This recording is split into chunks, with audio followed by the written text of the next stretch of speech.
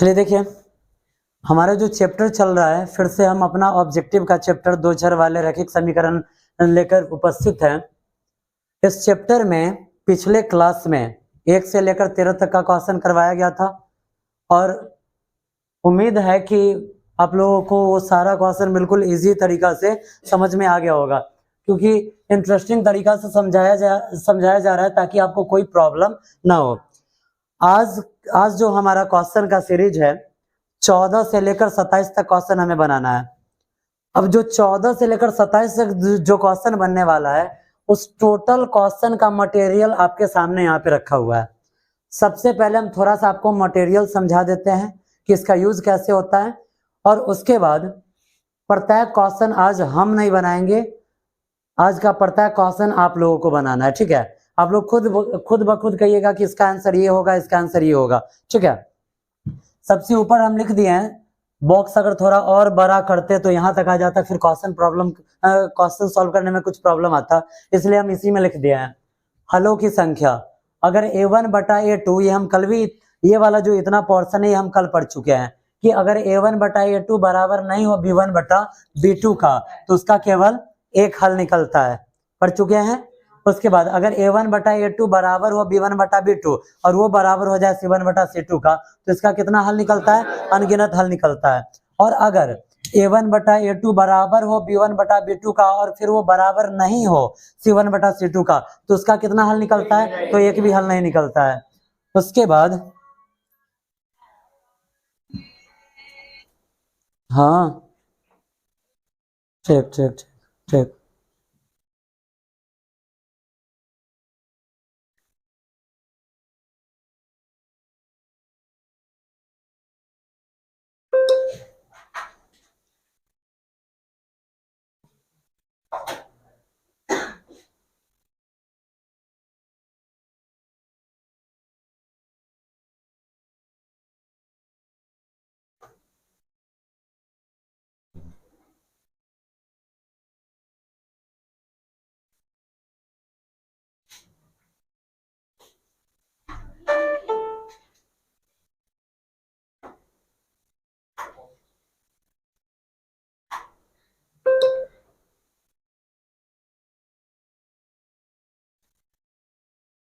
चलिए देखिए, इसका एक भी हल नहीं होता है। अगर हम यहाँ पर ग्राफ के हल का प्रकार पूछे तो ग्राफ 3 टाइप का बनता है। ठीक है, ग्राफ 3 टाइप का बनता है। जब भी हम ये क्वेश्चन पढ़ेंगे तो इसमें 2 समीकरण देगा। ठीक है, 2 समीकरण देगा। आपको पिछले क्लास में ये बताया गया था कि अगर सिर्फ एक समीकरण मिले तो उसका अनेक हल निकलता है, लेकिन जब 2 समीकरण अगर दे दिया जाए तो हम इस आधार पर निर्णय निकालते कि उसका कितना हल निकलने वाला है। ठीक है, ग्राफ जो बनता है, जब भी ग्राफ आपसे बनवाएगा तो आपको 3 गो समीकरण देगा और उसके बाद कहेगा कि आप क्या कीजिए, आपको 2 गो समीकरण देगा और कहेगा कि आप इसका ग्राफ बनाइए। ग्राफ जब बनता है तो ग्राफ कितने टाइप का होता है? 3 टाइप का। कौन कौन? प्रतिच्छेदी। जब 2 गो ग्राफ है तो जब ग्राफ में 2 गो समीकरण है तो वहां पर 2 गो लाइन भी जाएगा। अगर दोनों लाइन एक दूसरे को काट दे तो हो जाता है प्रतिच्छेदी। क्या हो जाता है? प्रतिच्छेदी। अगर एक ही लाइन पर दूसरका लाइन खींचा जाए तो वो हो जाता है संपाती, और अगर एक लाइन के सापेक्ष दूसरा लाइन खींचाए तो वो हो जाता है समांतर। अब देखिए, अब हम ग्राफ, अगर आपसे पूछेगा कि बताइए समीकरण का ग्राफ का प्रकार क्या है, तो हम समीकरण को हल करें फिर ग्राफ बनाए तो वहां तो फिर हमें दिक्कत हो जाएगा। इसीलिए ये पॉइंट आपको लिखा गया यहाँ पे कि अगर 2 गो समीकरण दिया तो हम ऐसे ही निकालेंगे। अगर a1 बटा a2 बराबर नहीं हो b1 बटा b2 का, तो ग्राफ क्या बनेगा? प्रतिच्छेदी। अगर a1 बटा a2 बराबर हो b1 बटा b2 और ये बराबर हो जाए c1 बटा c2 का, तब ग्राफ क्या होता है? संपाती। और अगर ग्राफ a1 बटा a2 बराबर b1 बटा b2 बराबर c1 बटा c2 के रूप का हो, यानी कि उसका समीकरण इस नियम का पालन करे, तो ग्राफ क्या बनता है? समांतर। अब चलिए, समीकरण के युग्म का प्रकार क्या होता है? तो समीकरण के युग्म का भी 3 प्रकार होता है। कौन कौन? अविरोधी, आश्रित या विरोधी और विरोधी। ठीक है, इसमें इस दोनों सिचुएशन में विरोधी होगा, लेकिन आश्रित सिर्फ यहीं पे होगा। ठीक है, और ऐसा होगा तो विरोधी यहाँ पर भी हो सकता है। अगर इस नियम का पालन किया तो अविरोधी, इसका पालन किया तो आश्रित और विरोधी, और इसका पालन किया तो विरोधी। ठीक है, क्वेश्चन बोले है ना कि जब ऑब्जेक्टिव पढ़ाया जाए और ऑब्जेक्टिव पढ़ने में मजा ना आ जाए क्लास में, तो फिर ऑब्जेक्टिव पढ़ना बेकार है। ठीक है, क्वेश्चन आप बनाएंगे, आज का टोटल क्वेश्चन आपको बनाना है। कैसे, वो देखिए, हम सिर्फ हिंट्स देंगे और जवाब आप खुद दीजिएगा कि इसका कितना हल निकलेगा। हम बढ़ते हैं 14वां नंबर क्वेश्चन की तरफ। क्वेश्चन कह रहा है कि दो एक घातीय समीकरण, हमें पता ही है कि जब भी इस टाइप का क्वेश्चन देगा उसमें कितना समीकरण देगा, दो। कह रहा है कि दो एक घातीय समीकरण, बिल्कुल सही बात है, क्योंकि हम दो चर वाले रैखिक समीकरण पढ़ रहे हैं तो इसका घात एक ही होना चाहिए ना। तो कह रहा है कि दो एक घातीय समीकरण के लेखाचित्र कहा जाता है ग्राफ का। ग्राफ के पेज पर जो हम चित्र बनाते हैं ना, जो चित्र हम बनाते हैं उसी को लेखाचित्र कहा जाता है। कह रहा है कि जब दो को समीकरण दिया और उसका ग्राफ हम बनाते हैं, कहाँ पे, ग्राफ के कॉपी पे, और ग्राफ बन जाए प्रतिच्छेदी। ग्राफ क्या बन जाए, प्रतिच्छेदी। क्वेश्चन समझते जाइए। कह रहा है कि यदि उसका ग्राफ प्रतिच्छेदी हो तो हल की संख्या कितनी होगी। यहाँ देखिए, अगर ग्राफ प्रतिच्छेदी है, इसी बॉक्स में जब भी हम काम करेंगे तो इसी बॉक्स में ना, अगर यहाँ है तो इस बॉक्स में, यहाँ है तो इस बॉक्स में, और यहाँ है तो इस बॉक्स में। कह रहा है कि ग्राफ प्रतिच्छेदी है, तो बताइए इसके हल की संख्या क्या होगी। इसके हल की संख्या क्या वो निकलता है, क्या वो, आंसर मैच कीजिए तो अलग है या वही है, वही है। समझने में कोई दिक्कत, समझने में कोई दिक्कत है, कहीं से कोई कंफ्यूजन भी उत्पन्न हो सकता है। अगर कह दे कि दो एक घातीय समीकरण है और उसका अगर लेखाचित्र संपाती हो तो उसके हल की संख्या कितना होगा, क्या बोलेंगे, अनगिनत। अगर दो एक घातीय समीकरण हो और ग्राफ समांतर बने तो उसके हल की संख्या कितनी होगी, एक भी हल नहीं निकलेगा। ठीक है, यानी कि हल की संख्या शून्य होगा। 14वां का आंसर क्या हो जाएगा, एक, यानी कि ऑप्शन नंबर कौन सा, ऑप्शन नंबर बी बिल्कुल सही है। समझने में कोई तकलीफ किसी को, बनाने की आवश्यकता भी है। अगर यह डायग्राम सिर्फ अपना माइंड में हम फिट कर ले तो आराम से सारा क्वेश्चन बनेगा या नहीं बनेगा, बन जाएगा। चलिए आगे बढ़ते हैं। देखिए, कहीं पर भी इतना गारंटी के साथ, 100% गारंटी के साथ हम कह सकते हैं कि कहीं से भी एक भी प्रॉब्लम आपको नहीं होने वाला है। ठीक है, अगला क्वेश्चन देखिए, कह रहा है कि दो एक घातीय समीकरण के लेखाचित्र यदि समांतर हो, क्या हो, समांतर हो, जस्ट बताए हैं समांतर हो, तो इसके हल की संख्या एक भी नहीं, यानी कि 0। आप इसका आंसर देखिए कितना है, सही है या गलत है, यानी कि डायग्राम जो हम यहाँ पर बनाए हैं यूजफुल है या नहीं है, 100% या 90%। चलिए आगे बढ़ते हैं। क्वेश्चन कह रहा है कि दो एक घातीय समीकरण के लेखाचित्र यदि संपाती हो तो हलों की संख्या, अगर संपाती हो तो हल की संख्या अनगिनत। आंसर मैच कीजिए तो सही है। बोले ना हम एको क्वेश्चन नहीं बनाएंगे, सारा क्वेश्चन आज किसको बनाना है, आप लोगों को बनाना है। आज हम बोर्ड पर क्वेश्चन ही नहीं बनाएंगे, क्वेश्चन आज हम बनाए हुए नहीं करेंगे, सारा क्वेश्चन आपको बना कर लाना है। ठीक है, चलिए आगे बढ़ते हैं। 17 नंबर क्वेश्चन, दो को समीकरण दिया, क्या दिया, 2x + 5y, सारा क्वेश्चन आपको ही बनाना है। हम यहाँ पे सिर्फ समीकरण लिख देते हैं, 2x + 5y, 2x + 5 दे रहा है या 9 दे रहा है, 2x + 5y = 9, + 5y = 9। और दूसरा समीकरण क्या दे रहा है, दूसरा दे रहा है 5x - 2y, 5x - 2y के बराबर में क्या है, 100 है, 6 है। क्वेश्चन नंबर ये कितना है, 17 है। क्वेश्चन का डिमांड क्या है, क्वेश्चन कह रहा है कि बताइए नीचे वाले में किसमें कौन सा कथन सत्य होगा। कुछ नहीं खोजना है, देखिए उतना कह रहा है, ये मतलब उसमें कह रहा है कि आलेख, सरल रेखा, ये सब कुछ नहीं, सिर्फ आप देखिए आपके पास सिर्फ 3 ही पॉइंट है, प्रतिच्छेदी, संपाती और समांतर। 1 नंबर में कह रहा है प्रतिच्छेदी, 2 में समांतर, 3 में संपाती और चौथा में कह रहा है इनमें कोई नहीं। 1 में प्रतिच्छेदी, 2 में समांतर और 3 में संपाती है। आपसे पूछ रहा है कि समीकरण का प्रकार क्या होगा, ये बताइए भाई, प्रतिच्छेदी है कि समांतर है या संपाती है। कल पहले हम A1 A2 B1 B2 C1 C2 लिख रहे थे, आज हम कुछ नहीं लिखेंगे। उसके बाद पिछले क्लास की तरह हम क्या करते हैं, डायरेक्ट इसमें का संख्या उतार देते हैं, 2 5 9 और नीचे इसमें का संख्या 5 - 2 6 बट्टा बट्टा बट्टा बराबर बराबर। अब बताइए तो ये कहीं से भी आपको बराबर पहले का सिचुएशन लग रहा है, ये दोनों आपस में बराबर है, नहीं है, तो काट दिए। जब कल भी बताए हुए थे कि जब पहिल के बराबर नहीं होगा तो दूसर का भी बराबर नहीं होगा, इसको मिटा दे। जब पहिल के बराबर नहीं है, पहिल का बराबर नहीं है, ग्राफ का क्या प्रकार होगा? बना कर लाइएगा हो या हमरे से बनवाइएगा? a1/a2 b1/b2 करके हमसे बनवाइएगा या आप बना कर लाइएगा? बन जाएगा। गलत भी होगा क्या? होगा ही नहीं।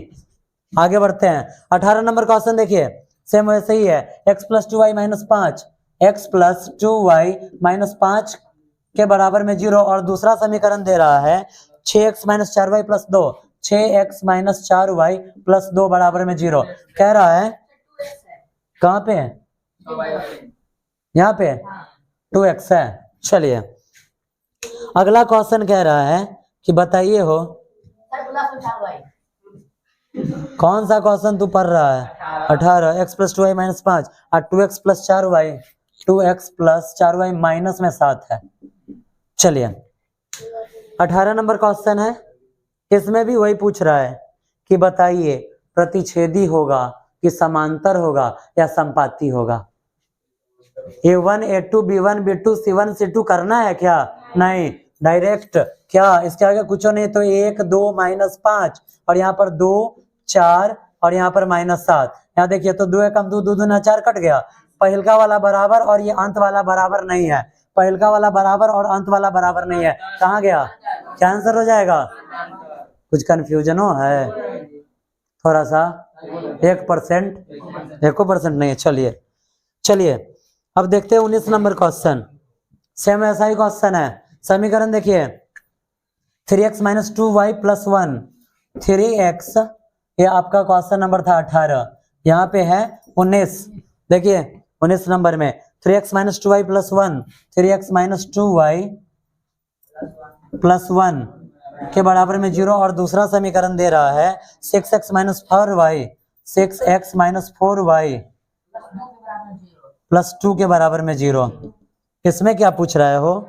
इसमें भी वही पूछ रहा है, इसमें भी वही पूछ रहा है कि ये बताइए प्रतिच्छेदी है कि समांतर है कि संपाती है। समझने में टेंशन है का? किसको किसको नींद आ रहा है? किसी को नहीं? चलिए कहाँ से नींद आएगा भाई, इतना इंटरेस्टिंग क्वेश्चन चलेगा तो नींदे आएगा। क्या करना है? खाली संख्या सब क्या 3 - 2 1 और यहाँ का 6 - 4 और यहाँ पर 2। बताइए 3 एकम 3, 3 दूना 6 प्लस प्लस 2 एकम 2, 2 दूना 4। बताइए तो 1/2, 1/2 और 1/2 तीनों आपस में बराबर है। जब तीनों आपस में बराबर है तो क्या हो जाएगा? समझने में कोई कंफ्यूजन? क्लियर है? बड़े आगे कंफ्यूजन है तो बोलिए। चलिए 20 नंबर क्वेश्चन पे अब देखिए, देखिए यहाँ पे अब जरा एक चीज आप देखे हैं हो, कल जो हम क्वेश्चन पढ़े हुए थे, कल का टोटल क्वेश्चन था हमसे हल पूछे हुआ था। आज हमको ले गया है प्रतिच्छेदी संपाती समांतर में क्वेश्चन नंबर कहाँ तक? 19 तक। अब जब हम आगे बढ़ेंगे तो अब किधर ले जाएगा? अविरोधी और विरोधी में उधर ना ले जाएगा। चलिए फिर से स्टार्ट करते हैं। क्वेश्चन नंबर 20, क्वेश्चन नंबर 20 है, समीकरण दे रहा है 2x - 4y - 3, 2x - 4y - 3 और उसके बाद दूसरा समीकरण क्या है? दूसरा है x - 2y + 5, x - 2y + 5 के बराबर में 0 के बराबर में 0। समझने में कुछ तकलीफ है का? अभी कुछ बताए हैं कहाँ की तकलीफ होगा, और तकलीफ होगा भी नहीं, ठीक है? क्योंकि देखते अब जब आप जाइएगा डॉक्टर साहब के पास, दवाई वाई तो देते ही हैं, कहीं कुछ ज़्यादा समझ में नहीं आया तो महंगा महंगा लिख देंगे एंटीबायोटिक।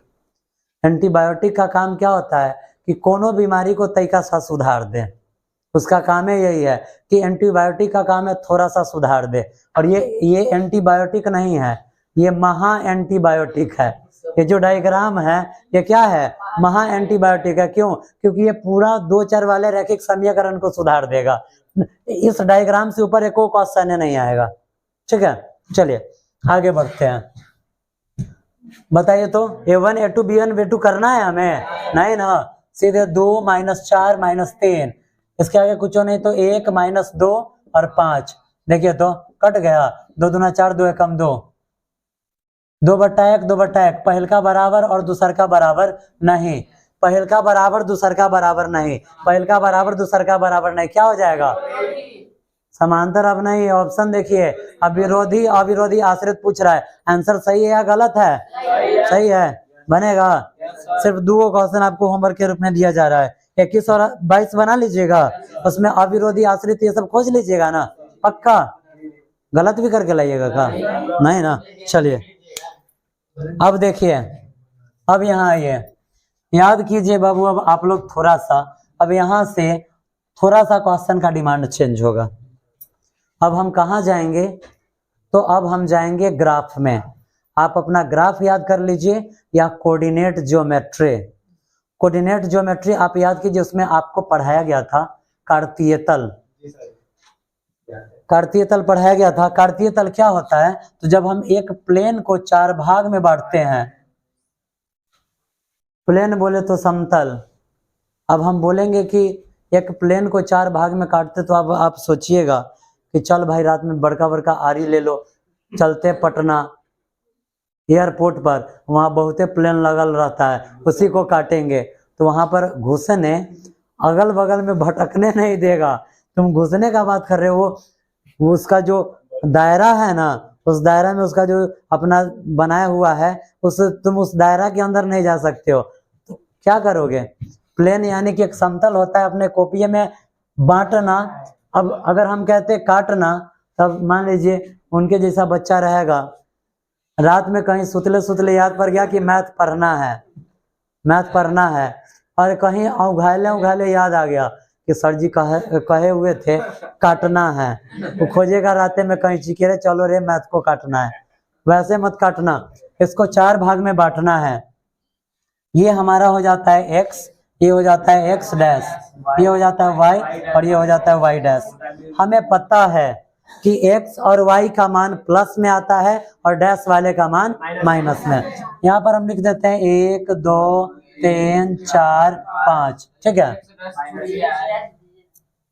यहाँ पे 1 2 3 4 5 6, इसको थोड़ा और बढ़ा देते हैं, थोड़ा सा, -1 -2 -3 -4 -5 -6, यहाँ पे -1 -2 -3 -4,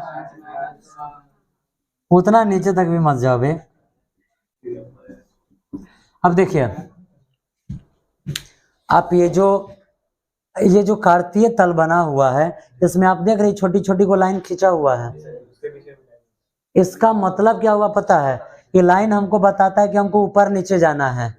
ये सारा लाइन हमको बता रहा है ऊपर नीचे जाना है, और ये वाला जो लाइन है ये कह रहा है कि हमें दाएं बाएं जाना है, ठीक है, हमें दाएं बाएं जाना है। यहाँ पर रहेंगे, अगर माइनस में आएगा तो हमें बाएं जाना है, प्लस में आएगा तो दाएं जाना है, नीचे रहेंगे, ठीक है। अगर यहाँ पर जब हम नीचे आते हैं, सॉरी, हाँ सही तो बता रहे, जब माइनस आएगा इसका तो इधर जाना है। चलिए अब आगे बढ़ते हैं। क्वेश्चन नंबर आप देखिए 23, क्वेश्चन नंबर 23 कह रहा है, ए बउआ, क्वेश्चन नंबर कह रहा है कि x बराबर -5, x बराबर -5 का आलेख कैसी सरल रेखा होगा? x का मान कितना दे रहा है?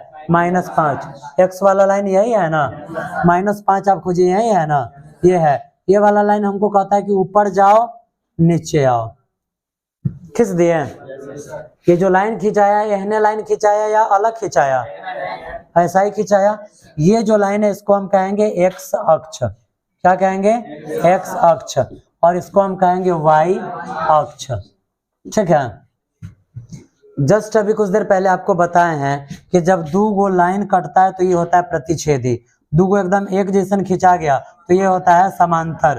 क्या होता है? समांतर। और अगर एक ही लाइन पर दूसर का आ जाए तो ये होता है संपाती। क्या होता है? संपाती होता है। अब जरा आप बताइए, ये दोनों लाइन एक दूसरे को काट रहा है? ये दोनों एक दूसरे को काट रहा है क्या? एक ही लाइन पर 2 गो लाइन है या अलग अलग है? एक ही लाइन पर तुमको कहाँ दिख रहा है? एगो हाई लाइन यहाँ है और एगो ये यहाँ पर है। अलग अलग लाइन है या एक ही पर है? एक के ऊपर कब होगा? जब एगो लाइन खिंचाया आई पर दूसर का भी खींच देंगे तब ना एक के ऊपर होगा। जब दो लाइन सेम एक जैसा रहे उसको हम क्या बोलते हैं? तो ये तो समांतर ग्राफ बना। अब क्वेश्चन कह रहा है कि इसका जो ये सरल रेखा होगा ये किसके समांतर होगा? अब ये बताइए, ये जो लाइन है किसके समांतर में? इसके समांतर में है। ये वाला जो लाइन खींचा गया इसी के समांतर में ना खींचा गया? खींचा गया या नहीं खींचा गया? जब खींचा गया है तो इस लाइन को हम क्या बोलेंगे? वाई अक्ष। तो किस लाइन के समांतर में ये लाइन आया? वाई अक्ष के। आंसर मैच कीजिए तो सही है। अब देखिए कुछ कंफ्यूजन है? काया उघा रहा है तू लोग रे। देखो 24 नंबर क्वेश्चन कह रहा है कि y का मान है -4। y का मान क्या है? -4। 24 नंबर में कह रहा है कि y बराबर -4, सॉरी नहीं ये नहीं है, ये दे रहा है y -4 बराबर 0 दे रहा है ना। -4 को उधर हम भेजेंगे तो +4, तो y बराबर आ जाएगा 4। y का मान है 4, खोजिए तो y का मान 4 यही ना है। किस दिया गया? अब बताइए तो ये जो लाइन खींचा गया है ये दोनों लाइन एक दूसरे को काट रहा है या नहीं काट रहा है? और एक लाइन पर दोनों लाइन खींचा है या अलग अलग है? अलग अलग है। ये किसके समांतर में खींचा गया है? एक्स अक्ष के समांतर में। आंसर क्या हो जाएगा? अब आप एक बात याद रख लीजिए, अगर मान दिया x का तो आंसर आएगा y अक्ष। क्या आएगा? y अक्ष। और अगर क्वेश्चन में दिया y तो आंसर में क्या आएगा? x अक्ष। समझने में कोई दिक्कत? ये आपको बनाकर दिखा दिए हैं। लॉजिक क्या फिट करना है? जब ये कहेगा कि समांतर है, क्या बोला कि रेखा समांतर है, और मान दिया x का तो आंसर क्या हो जाएगा? y अक्ष। और जब रेखा दिया समांतर, क्वेश्चन दिया y का तो आंसर क्या हो जाएगा? x अक्ष। समझने में कोई दिक्कत नहीं ना? x देगा तो y अक्ष आंसर और y देगा तो x अक्ष आंसर। कब? जब रेखा हो समांतर। समझने में कोई तकलीफ? बढ़े आगे। अब देखिए अगला क्वेश्चन है, हे बाबू अभी 25वां नंबर क्वेश्चन देखो रे। अभी क्या है पता है? तब से ये आलू सोया बड़ी का सब्जी खिलाते खिलाते बोला कि अब तुम लोगों का मन उगता गया होगा, चलो थोड़ा सा पनीरो खा लो।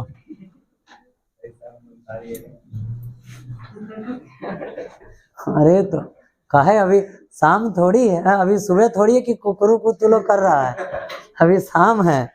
ठीक है, देखिए यहाँ पे 25 नंबर क्वेश्चन में देखिए,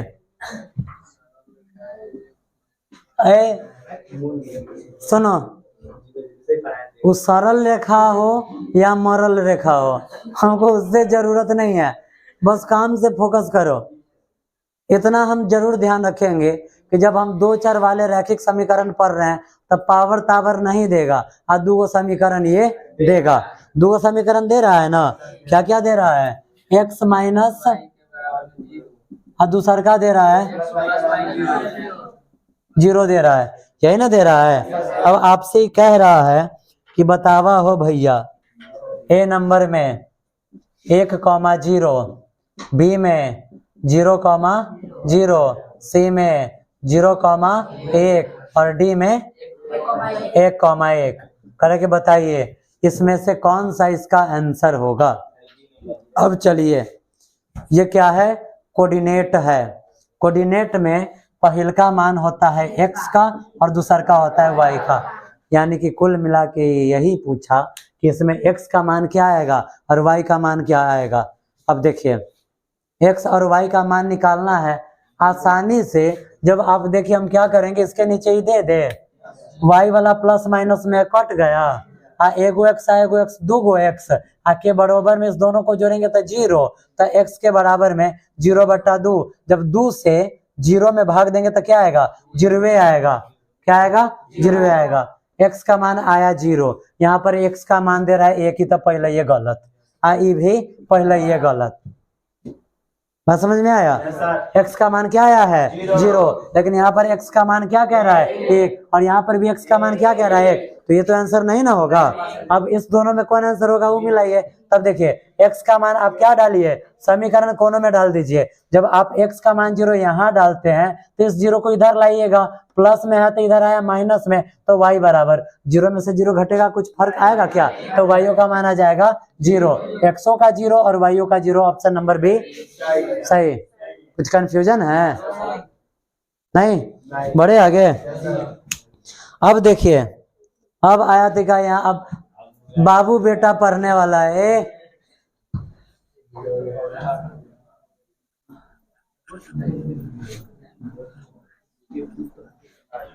अब देखिए कह रहा है एक पिता और उसके पुत्र की आयु का योग। कह रहा है कि एगो पिताजी बारन, एगो पुत्र जी है। कौन कौन है? एगो बाबूजी है, एगो बेटा जी है। और दोनों की उम्र को जोड़ा गया तो आया 45 साल। क्या साल? 45 साल। क्वेश्चन कह रहा है कि 5 साल पहले दोनों का आयु का गुणनफल उस समय पिता के आयु का 4 गुना था। अब कह रहा है कि पिता के आयु को x वर्ष मानते हुए इस समीकरण में बताइए कि कौन सा समीकरण सही है। ठीक है, अब देखिए आगे बढ़िए। यहाँ पर आप देखिए क्वेश्चन यहाँ कह रहा है कि पिता के आयु को क्या मानना है? 1 साल। ई है फादर, आई है मदर है, ये फादर है, ये है सन। कह रहा है कि फादर का उम्र मानो 1 साल। ठीक है, फादर का उम्र है 1 साल। अब कह रहा है कि एक पिता और उसके पुत्र के आयु का योग 45 वर्ष है ना? हाई फादर है x, आप पुत्र का उम्र हमको पता नहीं है। ठीक है, ये है, इसका उम्र पता नहीं है, आधार कार्ड निकलवाएगा, भतियाओं की तरह से निकाल कर देगा।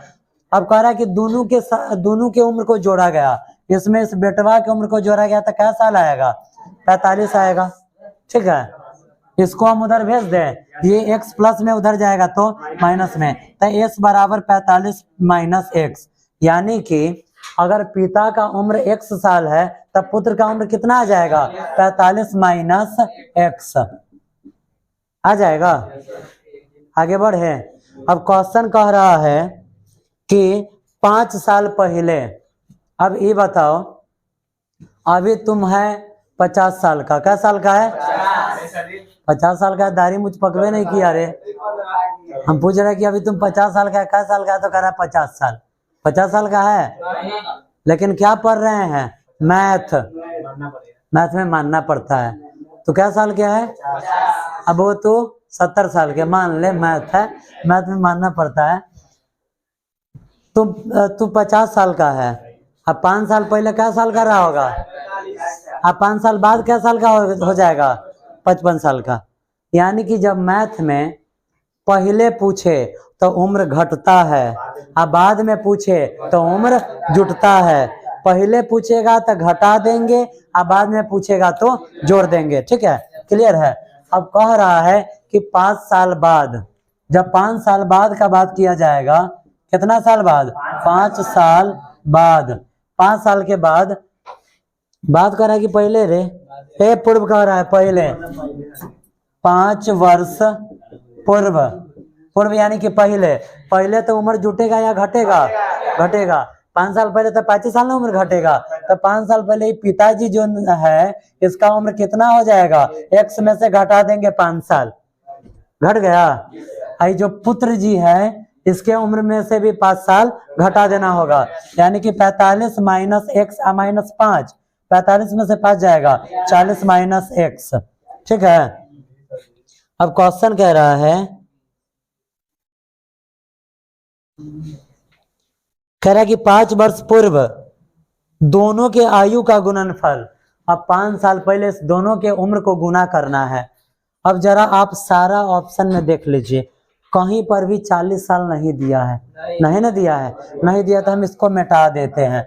अब क्वेश्चन कह रहा है कि 5 साल पूर्व, 5 साल पहले दोनों का उम्र निकल गया, कह रहा है कि दोनों के आयु का गुणनफल, गुणनफल का मतलब इनटू दे दे, अब बीच में कोनो सिंबल उम्बल नहीं देंगे, मिलाइए तो ऐसा का कहीं है का x माइनस 5 इनटू में 45 माइनस x माइनस 5 कहीं है, ऑप्शन नंबर किस में एक में। आगे बढ़ने का कोई आवश्यकता भी नहीं है, आगे बढ़ने का कोई आवश्यकता है नहीं है, यानी कि ऑप्शन नंबर ए हमारा क्या हो जाएगा, सही हो जाएगा। ए बाबू 27वां नंबर क्वेश्चन देखिए, ये आपसे बनवाएगा क्वेश्चन। क्वेश्चन कह रहा है कि 2x प्लस 3y बराबर 11, 2x प्लस 3y बराबर 11 और 2x माइनस 4y बराबर माइनस 24, 2x माइनस 4y के बराबर में माइनस 24, ठीक है, के हल है। ऑप्शन में ए नंबर में क्या दे रहा है बताइए, x बराबर 2 y बराबर, बी में x बराबर माइनस 2, सी में माइनस 3, y बराबर 1, क्या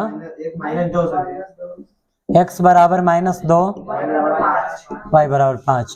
कह रहे कि बताइए जब हम इस क्वेश्चन को हल करेंगे तो आंसर क्या आएगा, ये ना पूछ रहा है। यहाँ पे आप क्वेश्चन को क्या कर दीजिए, सॉल्व कर दीजिए, हल कर दीजिए, ठीक है। आगे हम बढ़ते हैं, जब आगे बढ़ेंगे तो आप याद कीजिए, आपको क्वेश्चन हल करने का जो समीकरण जब देता है तो उसको हल करने का क्या तरीका बताया गया है। इसको मान लीजिए समीकरण 1 और इसको मान लीजिए आप 2। अब इस दोनों में एगो ना एगो आपस में क्या होना चाहिए, बराबर, या तो x वाला बराबर होना चाहिए या तो y वाला बराबर होना चाहिए। देखिए तो दोनों में x वाला बराबर है ना, अब आप लिखिए 2x प्लस 3y के बराबर में 11 और यहाँ पर 2x माइनस 4y के बराबर में माइनस 24, लिख दिए ना। जब ये दोनों आपस में बराबर है तो हमें सिर्फ करना क्या है, सिंबल चेंज कर देना है। 2x से 2x कट गया, 4 गो y या 3 गो y, 7 गो y, 24 गो 11 गो 35 गो, तो y का मान 35 और ये 7 है, यहाँ पर आ जाएगा 7, 7 × 5 = 35।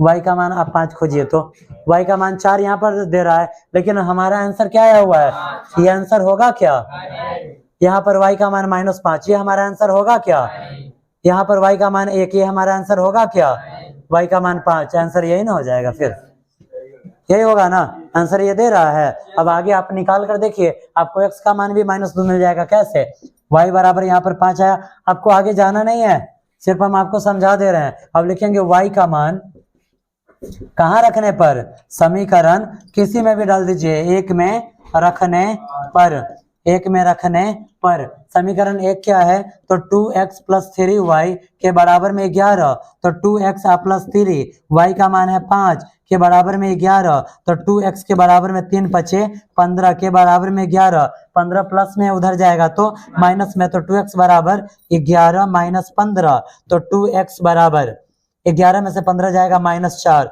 तो x बराबर -4/2, 2 से 4 में भाग देंगे, 2 मरतबे माइनस लगल है तो माइनस, x का मान -2 आया या नहीं आया, कुछ कंफ्यूजन। इसी के साथ आज जो आपका ये चैप्टर है 2 चर वाले रैखिक समीकरण, ये पूर्ण रूप से समाप्त होता है और उम्मीद है कि आपको पूरा एकदम 1 से 27 तक पूरा क्वेश्चन 100% समझ में आया होगा। आप घर पे बैठकर एक बार इस पर वर्क करेंगे। और अब हमारा जो अगला चैप्टर है उस चैप्टर का नाम है द्विघात समीकरण। क्या है, द्विघात समीकरण है। और उसमें भी टेंशन नहीं लेना है कि चैप्टर बढ़ रहा है, हो सकता है कि हार्ड हो, नहीं, बुक का काम ही है क्वेश्चन देना और हमारा काम है उसको बनाना। उसमें भी आपको कुछ ना कुछ इस टाइप का मटेरियल जरूर दिया जाएगा ताकि क्वेश्चन पूरा एकदम 100% सॉल्व हो जाए बिना कहीं गलती के। क्वेश्चन सॉल्व होना बड़ी बात नहीं है, लेकिन कहीं पर क्वेश्चन गलत ना हो जाए। अब देखिए, अगर जब आप एग्जाम देने जाते हैं, टाइम मैनेजमेंट आपका नहीं है, स्पीड अगर आपके पास नहीं है, अभी जस्ट ये जो क्वेश्चन बनाए हैं वही पर ही छोड़कर आपको आंसर बताया गया है, आगे नहीं बढ़ा है, क्योंकि इतना बढ़ाने में कम से कम 30, 35, 40 सेकंड तो जाएगा ना, 30, 35, 40 सेकंड जाएगा। हम यहीं से देख लिए कि y में कहीं पर भी 5 नहीं है, जहां पे 5 है वही इसका क्या होगा, आंसर होगा। हमें टाइम मैनेजमेंट करना है। सपोज दैट कि वहां पे जितना क्वेश्चन दे रहा है सारा क्वेश्चन आपको आ रहा है, लेकिन आपसे टाइम मैनेजमेंट नहीं हो पाया, तो क्वेश्चन आप बना पाइएगा क्या, और नंबर मिलेगा नहीं। इसलिए आप क्या कीजिए कि अब आप स्पीड पकड़िए, आपके पास समय बहुत कम है, डेली मैथ बनाइए ताकि क्या हो जाए, पूरा स्पीड आपके पकड़ में आ जाए और क्वेश्चन एग्जाम में एक भी छूटे ना। अगर मान लीजिए एक 5 नंबर का क्वेश्चन छूट जा रहा है तो वहां से आपको एक भी नंबर मिलने का उम्मीद रहेगा, नहीं रहेगा। क्वेश्चन में तभी पूरा नंबर आएगा जब आप पूरा क्वेश्चन बनाए हुए हैं, ठीक है। तो यहाँ पे बन जा रहा है, यहाँ पे आपको बता दिया जा रहा है, तो आप पूर्ण रूप से वीडियो पर डिपेंडेंट मत रहिए, ठीक है। वीडियो आपको पूरा मैथ समझा देगा, बनाने का स्पीड मैनेज नहीं कर देगा। बनाने का स्पीड मैनेज आपको खुद से करना है, और वो कब होगा, जब आप इस क्वेश्चन को बनाते हैं, ठीक है। जो बच्चे पूर्ण रूप से सिर्फ वीडियो पर ही निर्भर है, आप एक बार वीडियो देखिए और फिर बनाने बैठ जाइए। और वैसे बच्चे जो अभी यहाँ पे ऑफलाइन क्लास में भी बैठे हुए हैं, अभी जब घर जाते हैं तो इस मैथ को जरूर बनाइए। जितना आपको डेली पढ़ाया जा रहा है सिर्फ आप उतना होमवर्क करते रहिए। आपको ये होमवर्क नहीं दिया जा रहा है, माइंड में ये मत रखिए कि अरे क्लास में जा रहे होमवर्क मिल रहा है, नहीं, ये होमवर्क है ही नहीं। ये क्या है, स्पीड मैनेज करने का तरीका है, ठीक है। आप इसको क्या कीजिए, मतलब इसको डेली अगर आप बनाते हैं तो आपका स्पीड मैनेज होगा, आपको होमवर्क नहीं दिया जा रहा है, ठीक है। आज हम अपने ये जो ऑब्जेक्टिव का जो हमारा चल रहा है, जहां से हमने स्टार्ट किया था टारगेट 50/50, यहां से हम रियल नंबर, बहुपद में क्या क्या खत्म कर चुके हैं, बहुपद खत्म कर चुके हैं, दो चर वाले रैखिक समीकरण खत्म कर चुके हैं। अब हमारा जो अगला चैप्टर है उसमें हमें क्या पढ़ना है, तो द्विघात समीकरण पढ़ना है। कल फिर इसी टाइम में हम अपना द्विघात समीकरण का चैप्टर लेकर आएंगे, और उसमें भी आपको पूर्ण रूप से इसी टाइप का कुछ ट्रिक्स बताया जाएगा ताकि आप कितना जल्दी ऑब्जेक्टिव को सॉल्व कर सकते हैं, ठीक है। एग्जाम में आपको 3 घंटा समय मिलेगा, कितना घंटा, 3 घंटा समय मिलेगा। क्वेश्चन पढ़ने के लिए एक्स्ट्रा 15 मिनट का समय दिया जाता है। टोटल एग्जाम 3 घंटा 15 मिनट का होता है। 15 मिनट पहले आपको क्वेश्चन मिलेगा। जब आपको क्वेश्चन मिला तो ऑब्जेक्टिव जितना है, ठीक है, जितना आपको पढ़ाया जा रहा है, ऑब्जेक्टिव जितना है, आप सबसे पहले उस पर क्या कीजिए, टिक लगाते जाइए। जैसे आपको OMR शीट मिलता है, OMR शीट को आप कलर करना स्टार्ट कीजिए, ठीक है। क्वेश्चन जब कॉपी मिलेगा उसके बाद हम बनाना स्टार्ट करेंगे। ऐसा गलती आप कभी भी नहीं करेंगे, ठीक है। ऐसा गलती आपको नहीं करना है। क्यों, अगर ऐसा आप करते हैं तो आपका टाइम लैप्स जाएगा, ठीक है। जैसे ही क्वेश्चन मिलेगा सबसे पहले हम जो ऑब्जेक्टिव हमको आ रहा है उस पर हम क्या करेंगे, टिक मारते जाएंगे। 15 मिनट तो काफी है हो, यहाँ बनाकर सॉल्व करके आपको समझाया जा रहा है तब ना, और चुपचाप बैठकर बनाया जाए तो 15 मिनट में कम से कम 30 ऑब्जेक्टिव सॉल्व हो सकता है। 30 ऑब्जेक्टिव सॉल्व हो जाएगा। अगर 30 ऑब्जेक्टिव सॉल्व हो गया तो उधर आप जो आपका 3 घंटा है, 3 घंटा में सब्जेक्टिव में आपको कितना क्वेश्चन बनाना है, सिर्फ 15 क्वेश्चन 2 नंबर वाला, और उसके बाद 4 क्वेश्चन 5 नंबर वाला। 15 और 4 19 की क्वेश्चन आपको बनाना है। जिस टाइम हम लोग 10th क्लास का एग्जाम दिए हुए थे, हम लोगों को 47 क्वेश्चन बनाना पड़ता था। समझिए कि एग्जाम कितना इजी हो चुका है, कितना इजी हो चुका है कि मात्र 19 क्वेश्चन बनाना है। 19 क्वेश्चन बनाने के लिए अगर हम आधा घंटा उधर से और खींच लेते हैं, 1 घंटा खींच लेते हैं कि 1 घंटा में हम अपना ये जो 20 क्वेश्चन बच रहा है उसको सॉल्व करेंगे, फिर OMR कलर करेंगे। अगर 2 घंटा हम उधर रख रहे हैं फिर भी काफी है। लेकिन कब, जब आपको क्वेश्चन आ रहा है तब। अगर आपको क्वेश्चन नहीं आ रहा है तो 3 घंटा क्या, 30 घंटा भी आपके लिए कम पड़ सकता है, ठीक है। इसलिए क्वेश्चन निरंतर आप बनाते रहिए, प्रैक्टिस में रहिए। और बचा OMR कलर करने का, तो कैसे करना है अभी आप लोगों को एक और बुक पढ़ाया जाएगा, टारगेट। जब आपका टारगेट स्टार्ट होगा, अभी ऑब्जेक्टिव स्टार्ट करने का यही मकसद था कि जब टारगेट आएगा तो हम आपको टारगेट पढ़ाएंगे नहीं, टारगेट में हम आपको होमवर्क देंगे। और होमवर्क आपको कहाँ करके लाना है, तो OMR शीट पे, ताकि पूरा फुल प्रैक्टिस हो जाए एग्जाम का, ठीक है। बात समझ रहे हैं ना। जब पूरा ऑब्जेक्टिव अगर पढ़ा दिया जा रहा है टारगेट आने से पहले, तो टारगेट का ऑब्जेक्टिव हम बना पाएंगे या नहीं बना पाएंगे। आप माइंड में सिर्फ इतना बात फिट कर लीजिए कि आपको जो ऑब्जेक्टिव पढ़ाया गया है उससे ऊपर कोई भी ऑब्जेक्टिव नहीं है। एकदम लोअर ग्रेड से लेकर हायर ग्रेड तक का ऑब्जेक्टिव आपको पढ़ाया जा रहा है, उससे अलावा क्वेश्चन कहीं से आ ही नहीं सकता है। चलिए ठीक है, मिलते हैं फिर अपने नेक्स्ट क्लास यानी कि अगले वीडियो में द्विघात समीकरण लेकर।